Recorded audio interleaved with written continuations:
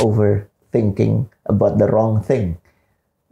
It's okay to overthink about the right thing. I like that. Overthinking about the wrong thing membuat kita jadi stuck. When I say nggak tahu karena I don't want to risk it. When I say I want to be this and you would see me silly. Jadi gue lebih aman ngomong nggak tahu.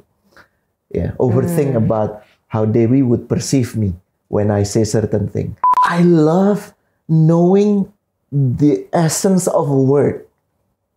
I love it. Karena ternyata pembelajaran terbesar tuh dari situ. Because if you go to the root, itu banyak banget yang dipelajarin. Dari satu kata. Dari setiap kata, Dewi. Dari setiap kata. Jadi memang butuh slowing down. Dan kalau dalam bahasa anak sekarang, slowing down artinya memilih waktu-waktu di mana nggak harus scroll down, itu slowing down. Memilih untuk mencerna satu percakapan secara mendalam. Bukan cuman abis denger ini, gue pengen tulis deh supaya gue terdengar bijak, supaya gue kelihatan asik. Itu slowing down.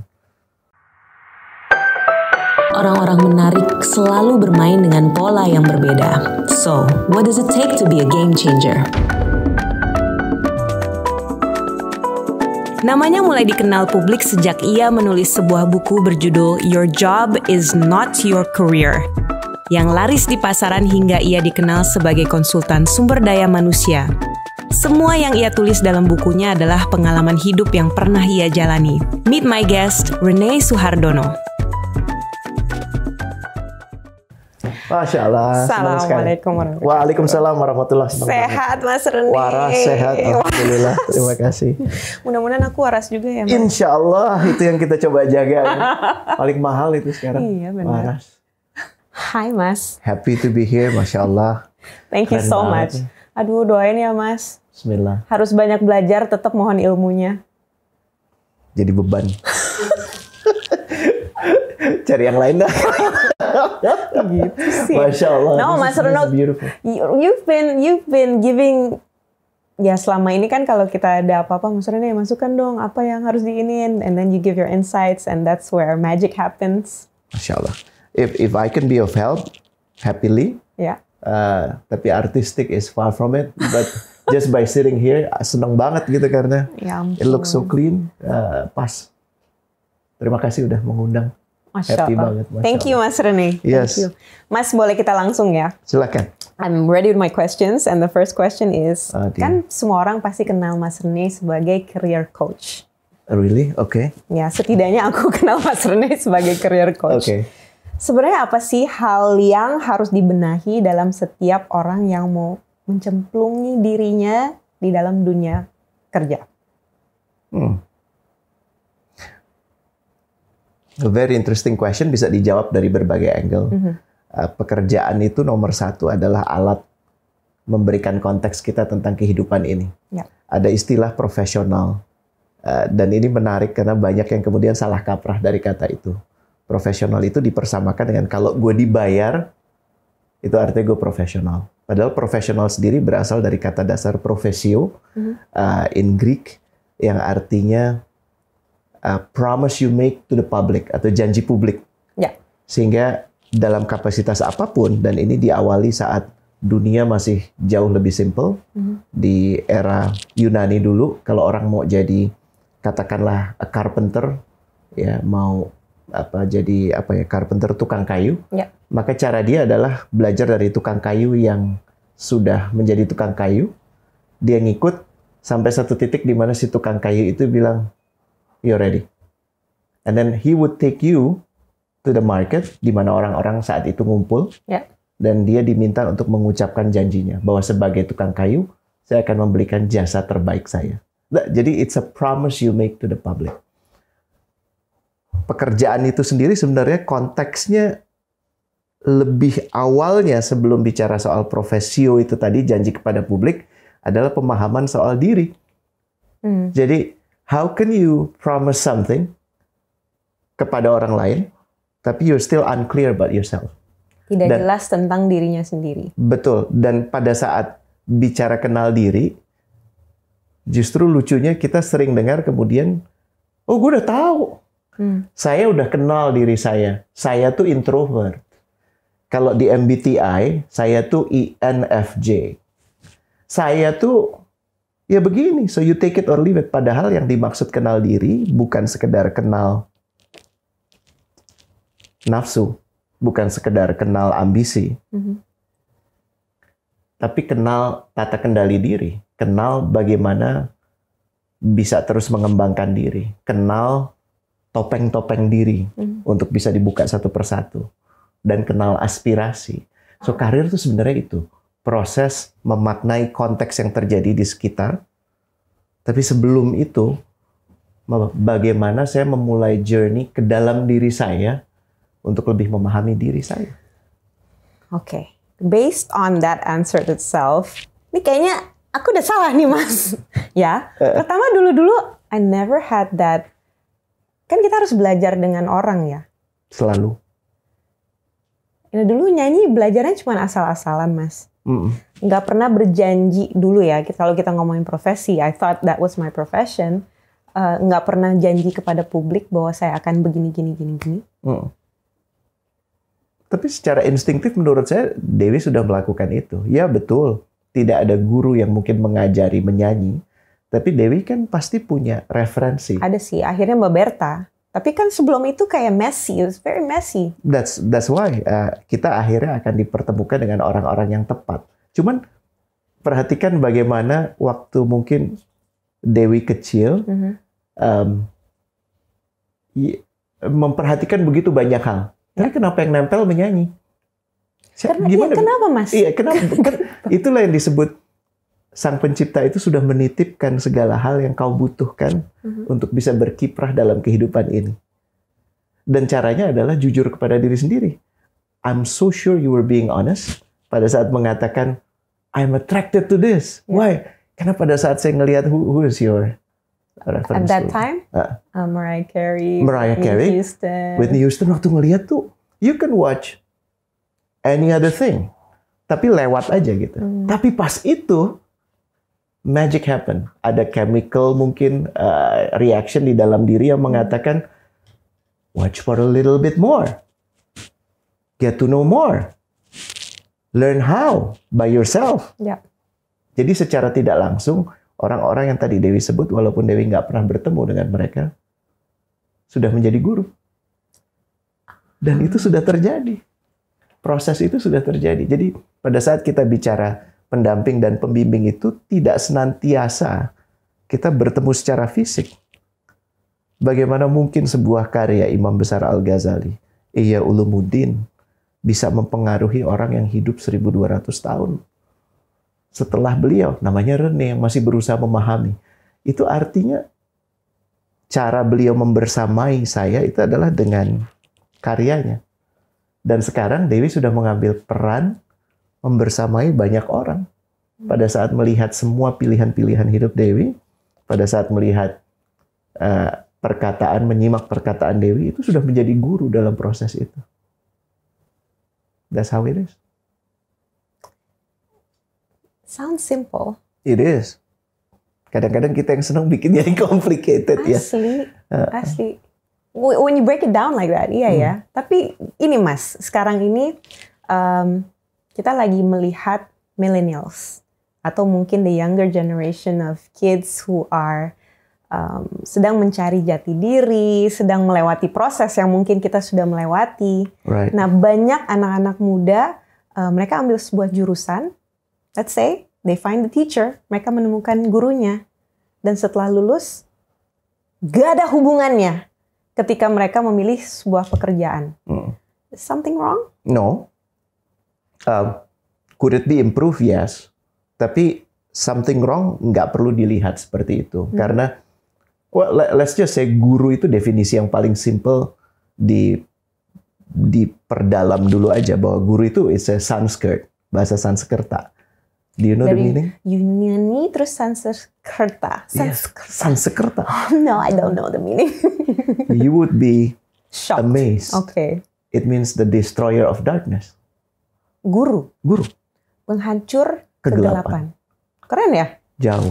Jadi pada saat kita revealing the truth, baik itu mengatakan bahwa no, I think I made a mistake. I don't think my inclination is towards this. And you're being honest with yourself. The truth reveal itself. Itu sudah jadi satu proses guru. Gitu. Dan kalau yang diceritakan sama Dewi tadi, wajar-wajar aja. Kenapa? Karena bagaimana kita mengkotakkan diri kita sekarang ini kan terkadang tanpa disadari. Gitu. Ada satu kajian, saya lupa kalau nggak salah dari Stanford atau Berkeley, yang mengatakan bahwa apa yang disimak oleh orang modern, terutama kawan-kawan yang masih muda, generation milenial ataupun generation Z, yang mereka simak, yang saya simak, yang Dewi simak dalam satu hari, dibaca, dilihat, ditonton, itu jauh lebih banyak dibandingkan mereka yang hidup 100.000 tahun yang lalu seumur hidup mereka. Seumur hidup. Iya, coba bisa bayangkan ya, dahsyatnya. Apa yang kita simak sehari dibandingkan dengan yang mereka simak seumur hidup mereka, itu bisa 60 tahun, 70 tahun, 100 tahun, itu lebih banyak sekarang. Jadi pikiran kita itu bising. We become overstimulated. Kita dikendalikan oleh fear of missing out, FOMO, pernah dengar ya? Ya ampun, jadi, FOMO, fear of missing out. Oh my God, aku ketinggalan nih. Mestinya harusnya gue udah jadi YouTuber terkenal itu. Ya. Aspirasi gue adalah jadi seperti dia, because mudah sekali. Dia cuman posting foto udah dapat 1 miliar. Betul. Tanpa memahami apa yang bawa orang-orang itu ke titik sekarang. Kan ada prosesnya juga gitu. I just wanna be like him. Why? Because it's the most effective way untuk meyakinkan orang. Benar? Ya enggak. Inspirasi boleh. Tapi kalau kemudian saya ingin menjadi dia hanya karena uangnya, hanya karena terkenalnya, dan itu kita udah terjerumus ke dalam jebakan, perangkap. Gitu. Kenapa? Karena kita cuma melihat konteksnya, tapi nggak menggali ke diri kita sendiri. Ada relasinya nggak? Ada resonansinya nggak? Kita cuma mengingini itu karena kayaknya cool ya. Kayaknya gitu. Gampang ya. Iya. Kayaknya enak ya. Nggak menyadari proses di balik itu. Makanya kalau sebelum kita menginginkan sesuatu, yuk diobservasi lebih mendalam. Apa sih yang bawa dia ke sana? Gitu. Dan kerap, Dewi, kawan-kawan ini jadi kayak orang tua ngomong ya. Ternyata yang sering kali misleading itu ambisi. Jadi PR-nya bukan berambisi, PR-nya bersiap. Karena pada saat bersiap, kesempatan yang tepat datang, kita siap. Tapi kalau berambisi, bisa jadi kita mempersiapkan untuk hal yang nggak tepat. Berapa banyak dalam hidup saya pikir itu baik, ternyata nggak baik. Berapa sering dalam hidup saya pikir itu nggak baik, itu benar, nggak taunya salah. Atau sebaliknya, saya pikir itu salah, ternyata benar. So bersiap. Bersiap aja. Nah, caranya untuk bersiap? Sepenuh hati. Apapun yang diberikan di hadapan kita, sepenuh hati. Bangun tidur, udah beresin tempat tidur belum? Beresin tempat tidurnya benar nggak? Disapa oleh ibu, sudah menyapa balik sepenuh hati belum? Dapat tugas kecil dari ayah, ya, atau dari bos, yang kita ngerasa, gue marah-marah mau dikasih kerjaan begini doang. Jadi kita nggak sepenuh hati, karena kita selalu merasa we are better. Kita lebih baik dari pekerjaan yang dikasih ke kita. Dewi, di dekat rumah saya ini mungkin beberapa orang udah bosen saya dengar ngomong ini. Saya tuh masuk kelompok pendukung nasi uduk Mpok Salma garis keras. Sounds good. Nasi uduknya tuh pakai sambal.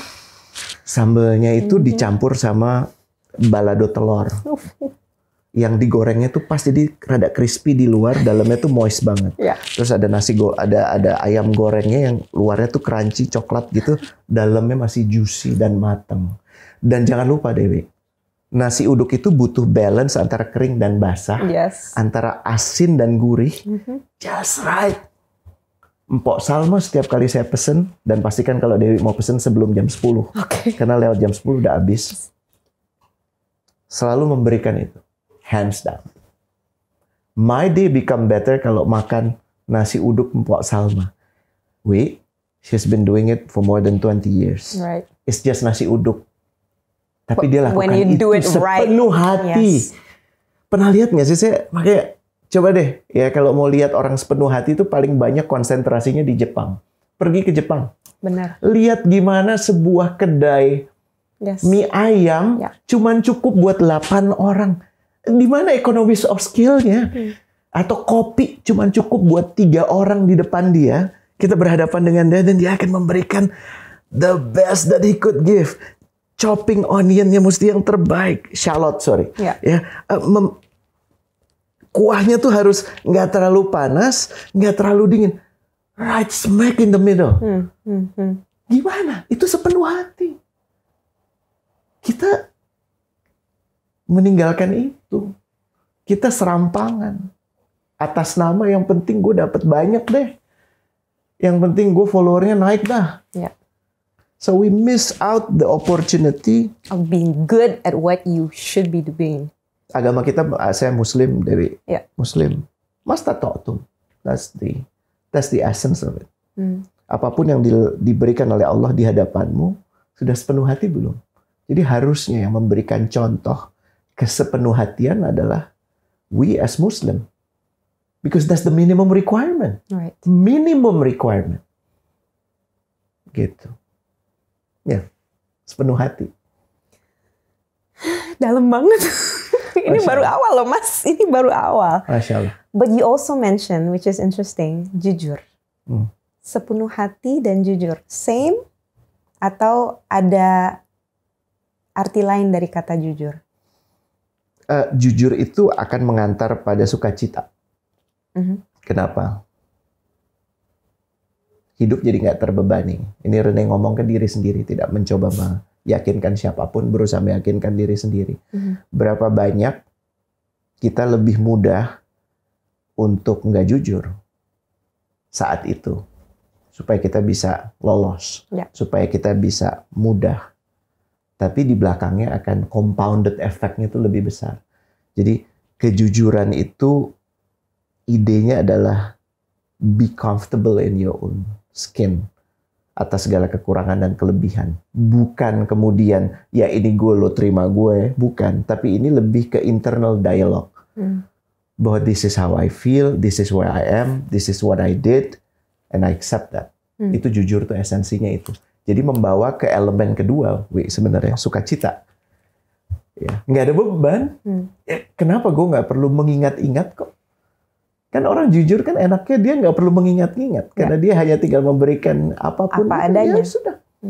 Ya. Dan ini ya tamparan keras buat diri sendiri, merasa bahwa tidak jujur akan memberikan saya kesempatan mendapatkan ridho sesama makhluk lebih besar. Akhirnya memilih untuk jalan yang nggak jujur. Padahal nanti untuk setiap ketidakjujuran itu harus dibayar kembali. Dengan ongkos yang lebih tinggi di kemudian hari. Gitu. And why should you do that? Why? Just say if you don't like it, you don't like it. If you like it, say you like it. Not because the other persons think this is good for you and you have to like it. Itu loh. Kuncinya di situ kan. So how are you being honest with yourself? Itu akan memberi sukacita. Dan sukacita jangan dipersamakan dengan happy ya. Karena sukacita itu cakupannya lebih dalam dan lebih luas dari sekedar happy. Gitu sih. Buku kecil merah. Iya, buku kecil merah. Can we go here? Sure. Okay. Your job is not your career. Kayak di ini ya. Kayak apa? Di apa? Kayak dosen pentir tuh kalau lagi mau komprehensif tuh. Mau lulus mesti di ini dulu. Dibedah semuanya. Terus yang paling mengerikan ada post-it-nya. Masya Allah ya Mas, ini buku dari satu buku dari 7. Insya Allah. Insya Allah ya.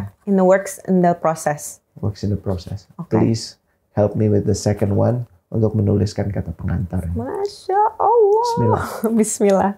Mas Rene, ini menarik banget ya. Dari apa yang dituliskan di sini ada satu kisah yang diangkat. I still don't know what I want to be.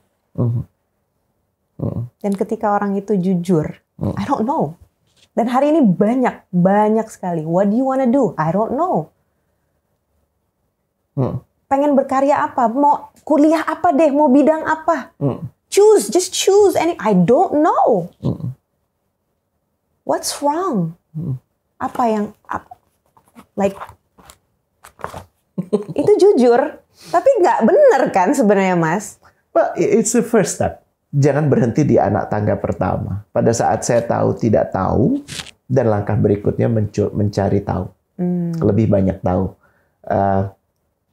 Tidak tahu tuh kerap karena kalut, karena overthinking about the wrong thing. It's okay to overthink about the right thing. I like that. Overthinking about the wrong thing membuat kita jadi stuck. When I say nggak tahu karena I don't want to risk it. When I say I want to be this and you would see me silly. Jadi gue lebih aman ngomong nggak tahu. Overthink about how Dewi would perceive me when I say certain thing. Gimana lingkungan saya, ayah saya, ibu saya, kakak saya, adik saya, teman saya, guru saya, idola saya. Nanti gue akan dilihat gimana. Ya udah deh. Cara paling aman gue ngomong nggak tahu. Padahal sejatinya saya mungkin nggak tepat ya mengekspresikannya seperti ini. Lo pasti tahu sebenarnya. Karena lo sudah hidup 18 tahun, 19 tahun, 20 tahun, 25 tahun. Ya, pasti ada hal-hal yang lo tahu. Tapi mungkin lo nggak yakini. Belum lo yakini. Lo masih meragukan diri lo sendiri. Lo masih meragukan perasaan lo sendiri. Gitu. Karena untuk melihat ke belakang mudah sekali. Waktu lebih banyak dihabiskan buat apa sih? Kayak Dewi tadi ngelihat Mariah Carey dan Whitney Houston. Dulu. You would be so captivated by it. Gitu kan? Sekarang kajian, Mas. Nah, makanya. Iya kan? Shifting itu terjadi dan itu very normal. Okay. Ya, very normal. Alhamdulillah. Tapi untuk teman-teman pasti melalui itu. Kan nggak mungkin teman-teman hidup di gua, nggak ada Netflix, nggak ada IG, ya kan? Dan itu semua sebenarnya penyampai. Cuman pada saat penyampainya jadi terlalu banyak, terlalu sering, jadi lose track. Ya. Padahal kan benih-benihnya sebenarnya udah ada. Jadi sebenarnya, based on that, apalagi kalau 18 tahun ke atas, you know. No. Kenapa? Karena ada triangulasi 3 tahap yang sudah terjadi, baik disadari atau tidak. Yang pertama, telah hidup sekian lama di kota ataupun di desa yang punya orang lain, yang ada kejadian lain, kita pasti pernah mengamati sesuatu. Mengamati orang tua kita bagaimana, mengamati idola kita, mengamati guru kita. Ya, jadi amati itu bagian dari satu proses. Mengamati itu artinya nggak sekelebetan, nggak sembari lalu, tapi mengamati. Ya, nah, yang kedua, tidak sekedar mengamati, tapi mengalami. Jadi alami. Ya, so, kayaknya asik banget ya ada di situ. Kan orang nggak bisa jadi world traveler dengan mengatakan, you know, I wish to be a world traveler. Udah travel kemana aja? Belum. Nah, jadi setelah mengamati world traveler, you be one, you try to be one, at least melangkahkan kaki. A journey of 1,000 miles start with a single step. Ya. Ya, amati, alami. Dan yang terakhir, bagaimana kemudian kita persisten di situ, mastata'tum di situ, sepenuh hati. Ya, mengasah apa yang kita pikir kita suka. 3 ini aja. Muter di situ. Gitu. Dan pasti banyak dalam hidup ini kesempatan-kesempatan itu. Dan nggak ada kebetulan loh. Kita ketemu di sini. Kenapa mengalami masa lalu seperti itu? Kenapa punya orang tua kayak begitu? Pasangan begini? Masa kecil begitu? Teman musuh begitu? Semua itu dihadirkan for a purpose. Do you believe that? Gitu. Kalau iya, akan lebih mudah proses selanjutnya. It's hard though. I mean, yeah, maybe ya. Ketika kita muda, that was one of the hardest stages yang harus dialami dan dilewati. Let's reflect. Why is it hard? Why? I say because Our mind was clouded. Saya ibaratkan begini. Kalau saya lari atau saya naik mobil dalam kecepatan tinggi, saya bisa nggak dia mengobservasi? Ya bisa, cuman sembari lalu aja. Cipularang ya. Tol Cipularang kan menarik sekali ya untuk melihat, sinik banget kan. Tapi kalau kita cepet, jadi nggak bisa benar-benar memperhatikan. Pada saat kita melamban, baru kita bisa melihat, gunungnya ternyata bentuknya nggak lurus aja ya. Ada konturnya. Pada saat kemudian kita jalan kaki, akhirnya kita bisa ngelihat ada bunga yang berbeda warnanya. Betul ya? Jadi memang butuh slowing down. Dan kalau dalam bahasa anak sekarang, slowing down artinya ya memilih waktu-waktu di mana nggak harus scroll down, itu slowing down. Memilih untuk mencerna satu percakapan secara mendalam. Bukan cuman abis denger ini, gue pengen tulis deh supaya gue terdengar bijak, supaya gue kelihatan asik. Itu slowing down. Untuk memilih hari-hari di mana belajar untuk disconnect dari social media, itu slowing down. Untuk menulis itu slowing down exercise. Gitu. Untuk sholat, itu slowing down exercise. Masya Allah, benar. Iya kan? Di mana kita diminta untuk stop. Makhlukku, stop. You need this. Be present. Be here. You're not there yet. You passed that already. You're here. Kan Allah mengajarin kita untuk itu kan? Bukankah pernah dengar cerita ya? Pasti Dewi pernah dengar ya. Salah satu sahabat Nabi saat dia habis perang, terus kena panah kalau nggak salah, dan waktu panahnya mau ditarik, boleh nggak narik ya pas saya lagi sholat? Gitu ya? Nggak ada bius. Tapi pada saat lagi sholat, dia merasakan kehadiran sepenuhnya dirinya di hadapan Sang Khalik. Sehingga yang lain doesn't matter. Sementara kita sekarang fokusnya adalah, gue mesti posting apa lagi ya di hari ini ya. Jadi kayak kantor berita, tahu ya? Oh my God, ini hari perayaan ini, gue mesti nulis apa ya? Benar.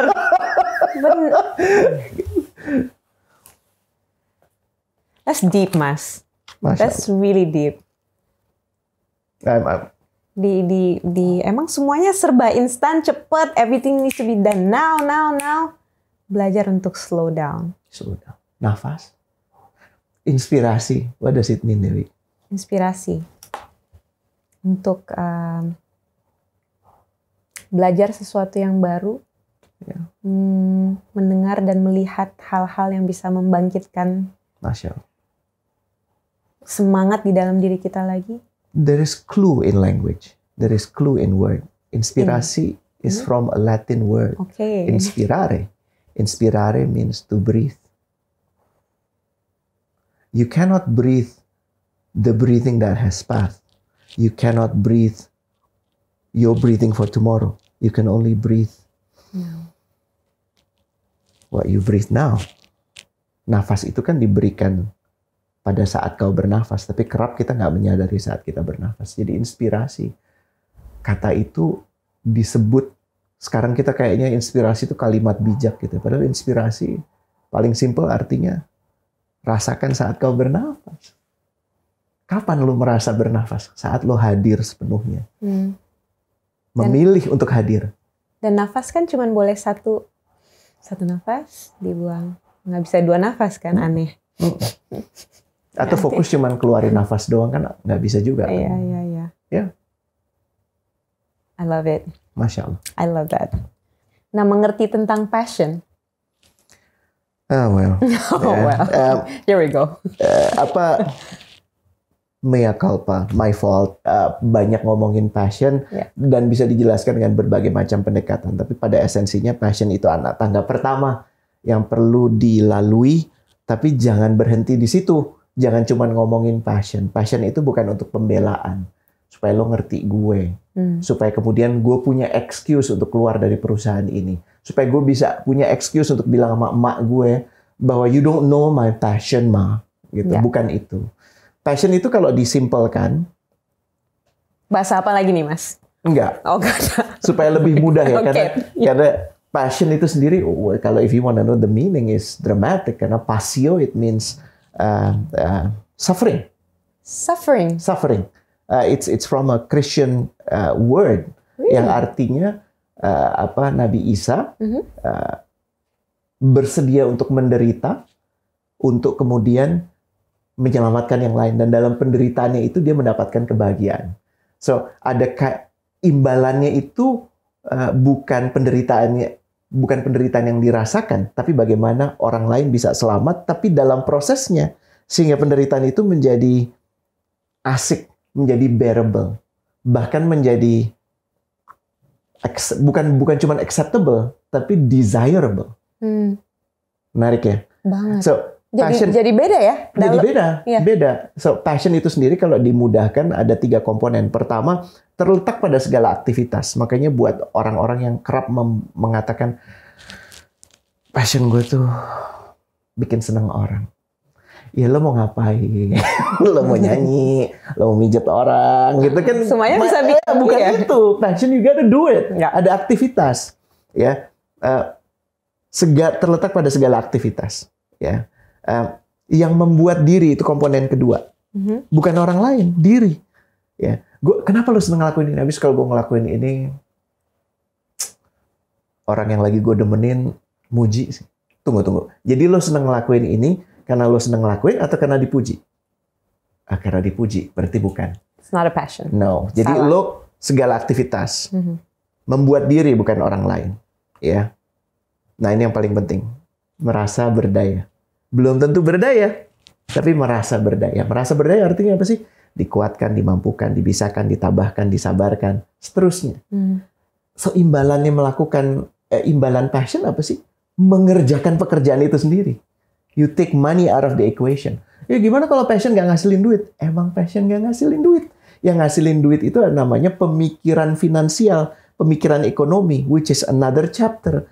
Di sini adalah supaya lo long lasting.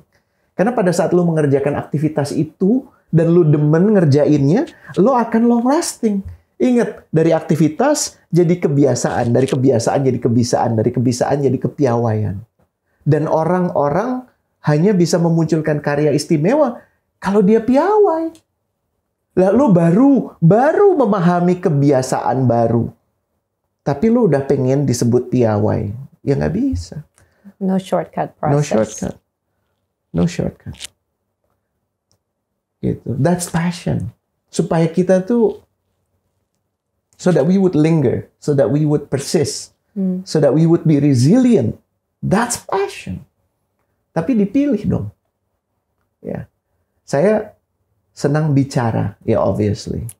Tapi bicara tentang apa? Pemberdayaan, ekonomi, bisnis, even politics, agama. Kepada siapa? Gitu. Itu pengaruh buat saya. Tapi kalau suruh saya bicara tentang hortikultura, selesai hidup gue. Jadi you need to be specific. Passion itu ada di granulernya. Semakin granuler, semakin baik. You like to sing, kan nggak bisa semuanya dinyanyiin. Yeah. Begitu banyak genre. Iya kan? You need to pick which one is you.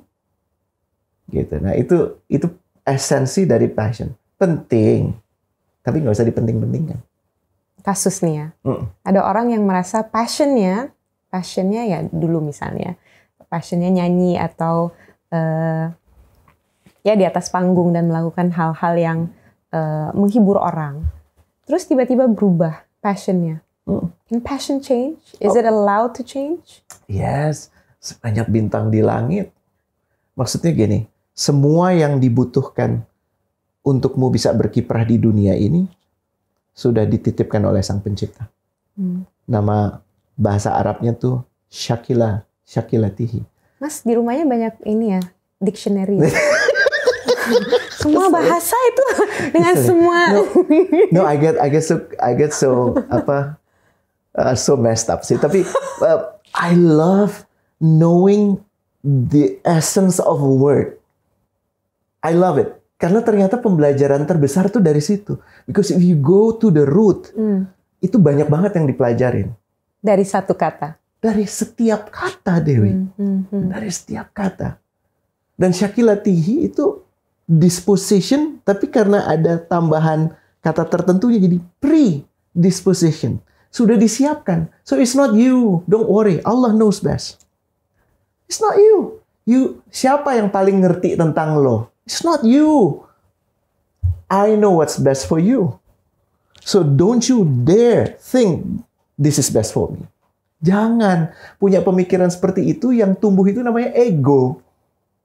Dan itu susah banget kalau udah yang bicara tuh ego, hal paling simple jadi kompleks. Hal paling gampang jadi rumit, ego. Ya. Wow. Syakilati Al-Isra 83 sampai 85. Dilengkapi di situ. Clear banget.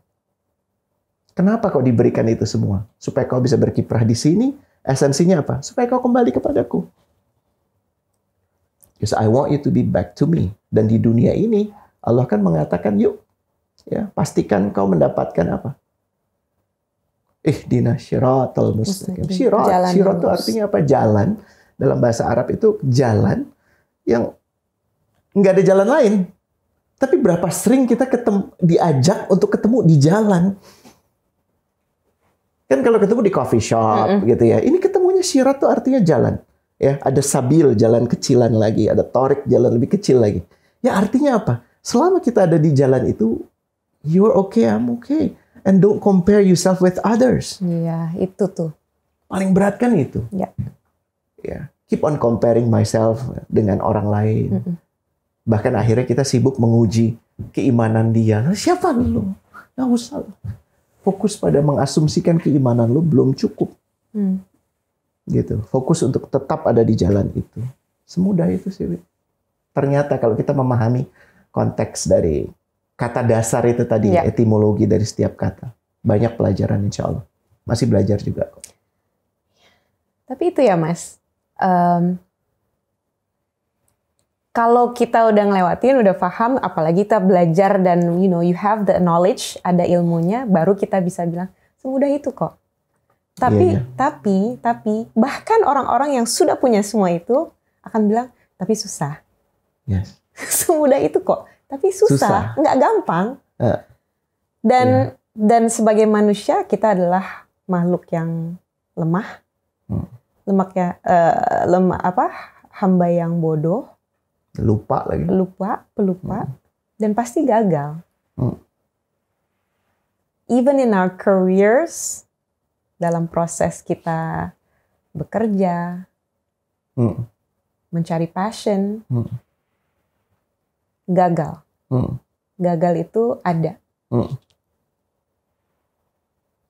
Pasti. What do you do? What do you do to get back up?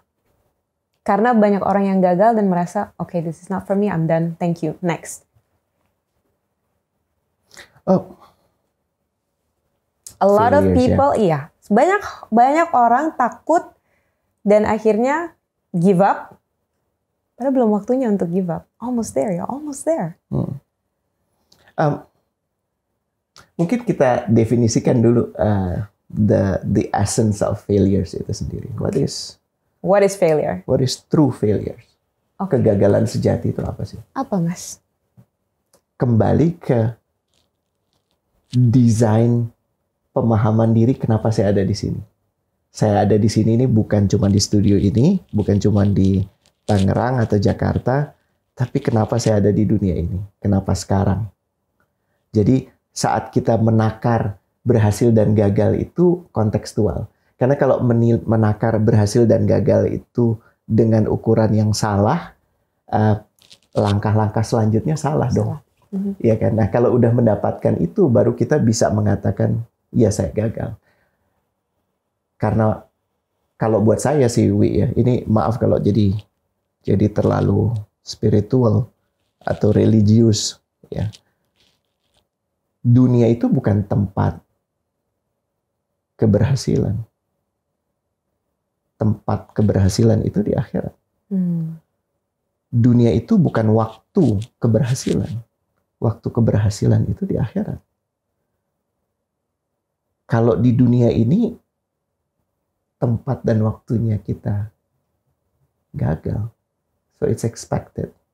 Dalam proses untuk menemukan si jalan itu tadi. Kalau yang lainnya, kayaknya secondary. For me, maaf ya. Apakah saya belum berhasil mendapatkan mobil idaman itu, gagal kah? Gagal. Iya, that's fine. It's not prinsip. Tapi kalau saya kehilangan pertemanan dengan Dewi Sandra, yang saya tahu bersama dia, saya menjadi lebih mengenal Allah. Saya lagi teringat tentang Sang Pencipta. Oh, itu kegagalan yang harus diperhatikan. Karena you're losing a friend whom you might need in the final stage in our existence. Gitu. Jadi kalau kita membahasakannya gagal itu sebagai sebuah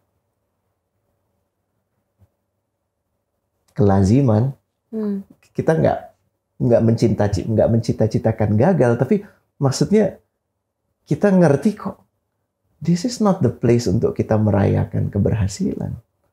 Apa sih? Maaf ya. Apa yang mau disebut sebagai berhasil? Punya rumah itu. Ada satu figur namanya Fir'aun. Rumahnya itu nggak ada yang nyaingin loh. Dia berhasilkah sebagai figur? Oh, aku ingin jadi berkuasa itu. Ada yang pernah lebih berkuasa? Jeff Bezos, Elon Musk, salah satu orang paling kaya. Ada pernah perusahaan yang mencapai 7 triliun valuasi, menghabisi satu suku bangsa. Oh iya, namanya Indonesia, perusahaannya namanya VOC. Itu keberhasilan. Hati-hati ya, kalau kita menggunakan alat ukur yang salah, rentetan ke bawahnya akan salah. Tapi kalau kita menggunakan alat ukur yang benar, jadi lebih Wallace, lebih asik. Itu, oh gue nggak disukai, gagal gue. Iya sih, ya udahlah ya. Gitu. Bukan untuk piti-pitimi, tapi untuk menerima bahwa it's part of the learning process. Failures are tuition. Kegagalan itu apa ya? Kegagalan adalah guru ya. Guru atau uangnya apa ya? Pembayaran kita untuk menjadi lebih baik. Karena orang yang let me just illustrate. Karena kalau ngomong prinsip-prinsipnya akan sulit dipahami. Let's say ada orang di penjara karena dia dianggap radikal. Selama 24 tahun. Baik. Radikal baik. Dia memperjuangkan satu hal yang dianggap salah oleh society-nya. Okay. Karena society itu menganggap warna kulit putih, keturunan Eropa, itu benar. Itu lebih tinggi. Kau hitam, nggak pada tempatnya kau mempunyai pemikiran seperti itu. Dan dia bilang, no, saya nggak ngelihat kayak gitu. Ya. Dan saya akan menyuarakan pendapat saya di penjara 24 tahun. 24 tahun itu 9.000 hari, Dewi, kurang lebih. Namanya Nelson Mandela. Dan keluar dari penjara yang lebarnya cuma 3 meter kali 4 meter itu, dia dalam hitungan 16 bulan jadi presiden. Yes. So it's good to be radical.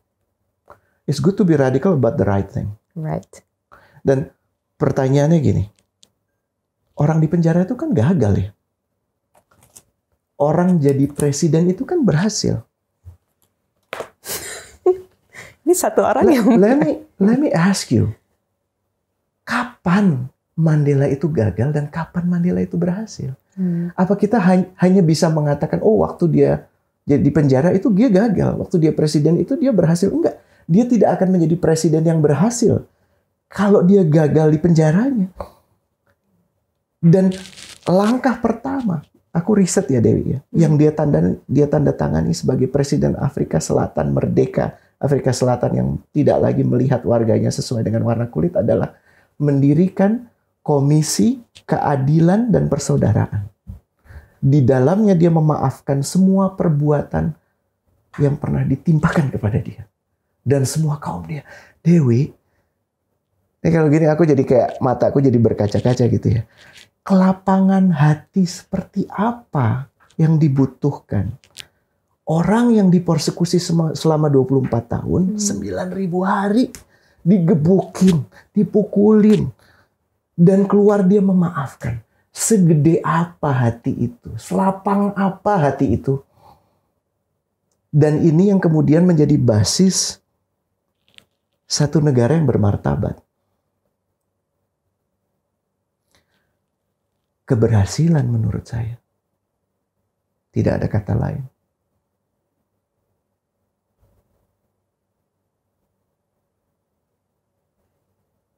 We need more Nelson Mandela. There's Nelson Mandela in all of us. Memang ya, semuanya berawal dari perspektif, the way we think, lalu dari cara kita berpikir akan dibedah lagi kan. Is this right or is this wrong? Benar atau salah? Dan selalu ada dua pilihan itu. Semoga Betul. Allah selalu menuntun kaki kita Amin, untuk memilih Allahumma yang amin. benar, mendapatkan ilmu yang bermanfaat juga. Mas Rene, again, I'm gonna go back to the book and I want to Please. cover it up Masya Allah. with your job is not your career. Kayaknya ngomongnya your job is not your career, tapi yang dia omongin spirit. Iya. Spiritnya, ruhnya. Ini buku apa sih? Nggak jelas sama sekali. Ini menarik tapi. So, wrap it all up.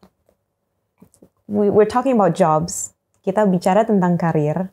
Tapi dari tadi nih kita bicara tentang kejujuran. Tentang passion. Tentang radikal tapi radikal kebenaran. Menarik banget Mas. Jadi kalau dalam satu konklusi nih untuk yang muda-muda bahkan untuk kayak Dewi nih. Pilihan apa dan apa yang harus kita focus on this. Insya Allah you're gonna get your career. Karirnya akan dapat. Tidak hanya di dunia tapi insya Allah di akhirat. Secara yang kita semua kejar Shiratal Mustaqim. Amin. Allahumma amin. Susah ya pertanyaannya. Bentar ya. Call friend boleh nggak? Call a friend. Pintu-pintu kebaikan itu banyak deh. Yes. Jadi nomor satu buat teman-teman muda. Pada saat pikiran ini sudah mengantar pada konklusi. Gue cuman bisa itu. Ya. Itu yang paling baik buat gue. Itu udah logical fallacy. Karena pintu kebaikan itu jalan menuju kebaikan banyak. Ya, satu. That's nice. I like that. Ya, Allah kan udah menyebut kunci masuk surga ya. Ya. La ilaha illallah Muhammad Rasulullah. Udah disebut. Kunci masuk neraka disebut nggak? Nggak ada. So what does that mean? Ya mudah, tapi juga ya sulit untuk kembali kepadanya. Ya udah dikasih tahu kok semua. What you need to know is deh. Satu. Kedua. Be truthful to yourself. Yang termasuk di dalamnya saat kita berhadapan dengan situasi paling sulit, jujur aja. Karena itu paling mudah dan paling benar. Jujur aja dulu. Nggak tahu, bilang nggak tahu. Tahu, bilang tahu. Tertarik, bilang tertarik. Nggak tertarik, bilang nggak tertarik. Ya, nggak usah mikir jauh-jauh. Dan ketiga, iman itu karena kita meyakini sesuatu yang belum ditampakkan kepada kita. Jadi jangan terlalu terpukau sama yang tampak. Pohon beringin, yang tampak itu daunnya, batangnya. Ya. Tapi yang nggak tampak itu akarnya menghujam ke bawah. Konon pohon beringin itu proporsinya 1:2. Jadi kalau yang tampak itu 1, yang di bawah itu 2. Ya. Tapi kita kan nggak lihat ya. Ya. Hanya karena kita nggak lihat kan Bukan kita nggak berarti bisa nggak bilang ada. nggak ada ya. Nggak ada akar. Kenapa? Karena gue nggak lihat. Ya. I don't think there's a city named London. Why? I never heard London. Itu kan sombong ya. I don't think you have a heart. Ya. Aku nggak lihat jantungnya Mas Rene. Iya. There you go, right. Yeah. So jangan terpukau sama yang tampak. Karena semua yang tampak itu didasarkan pada yang nggak tampak. Dan yang nggak tampak itu membutuhkan instrumen untuk memaknainya. Namanya spiritual heart. Kasih makan spiritual heart-nya setiap hari. Kasih makan. Dan itu akan membimbingmu. Ketemu dengan orang yang tepat. Diberikan keadaan yang tepat. Melakukan persiapan yang tepat. Semua itu ada prosesnya. Ya, semudah itu sih. Dan sesulit itu juga. Udah, gitu aja. Masya Allah. Masya Allah. Masya Allah. Mas, Yes. Mas, this is just me being curious because I'm gonna ask all of my guests. Sure. You must have a favorite quote. I have a favorite quote, Masya Do Allah. you have a favorite quote? I'm a quote freak. I love freak. quotes. I feel like a quote can describe a person. Oh, it's even harder. Udah sih tadi. Ya, jangan mudah terpukau dengan yang tampak, karena semua yang tampak itu didasarkan pada yang nggak tampak. That's it. It's for me, why? Because I'm a very visual guy, so I'm big on what is seen. Ya, jadi kalau ngelihat perusahaan, ukur-ukurannya, oh ini bagus. Kenapa? I'm an economist, I know what it is. Tapi ternyata beyond that, there are measurements that I cannot see. I do not see yet. But once you see, you have a different opinion. Oh ternyata nih perusahaan, keuntungan besarnya tuh dari sini. And that's just not right. Karena ongkosnya ternyata besar. Bukan dia sih yang bayar. Gitu. Even on that context itu jadi masuk. Gitu. So jangan, it's a ajakan buat diri sendiri. Pengajaran buat diri sendiri. Jangan mudah terpukau pada yang tampak. Gitu, karena didasarkan pada nggak tampak itu tadi. And ya belajar mencerna yang nggak tampak ya, Wi. Gitu. Persahabatan nggak tampak, persaudaraan nggak tampak, but you can feel it, right? Yeah. Love nggak tampak, tapi Allah menciptakan ini semua. Love, trust nggak tampak, Sangat tidak tampak. ya kan? But you just know it. This is a distrustful situation, or this is a trustful situation, right? You can feel it. It resonates. Orang boleh ngomong apa aja. Oh, this lead to my second quote, kalau boleh. Boleh banget. It's not what you do, it's not what you say, it's how you make them feel. Itu. Bukan tentang apa yang kamu lakukan. Bukan apa yang kau ucapkan, tapi tentang bagaimana kehadiranmu bisa dirasakan. Celaka kalau kita kehadiran dan ketidakhadirannya sama. Lebih celaka kalau ketidakhadiran kita diharapkan justru. Mudah-mudahan lo nggak di sini. Nah itu ngeri. Mari. Ya. Orang-orang itu akan bersaksi satu hari nanti. Baru mau bilang, Mas Rene nanti sering-sering ada di sini ya. Kita mengharapkan sekali. Terus nanti dihisap.